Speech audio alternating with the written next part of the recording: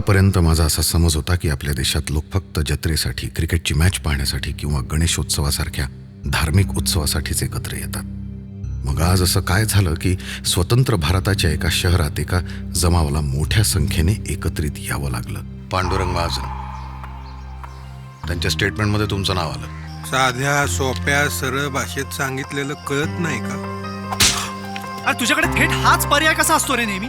मग काय करायचं? तुला ह्याला मला मुस्काडीत मारेपर्यंत वाट बघत बसायचं का? किती छान बोलता हो तुम्ही. म्हणून तर आम्ही तुमच्याशी लग्न केलं ना.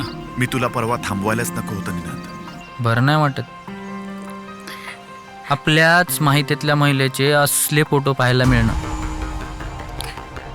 नशीब लागतं. खरं सांगू का, सत्यापासून पळतोयस तू. इथं बघितलंस ते बघितलंस, ह्याबद्दल कुठं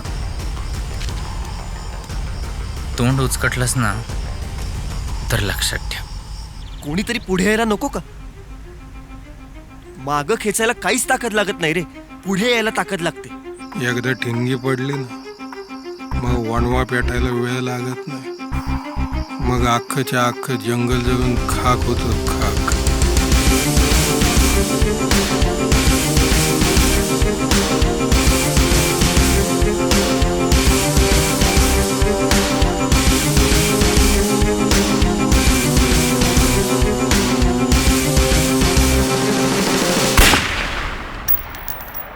मला वाटतं हा विषय संपलाय आता.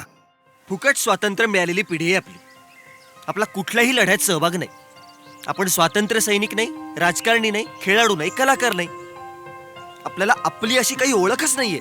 सोसत राहणं हा पर्याय असू शकत नाही, नक्कीच. पण इथल्या लोकांनी जे केलं तो मार्ग कितपत योग्य होता? एक मात्र नक्की, लोकांमध्ये राग खूप आहे.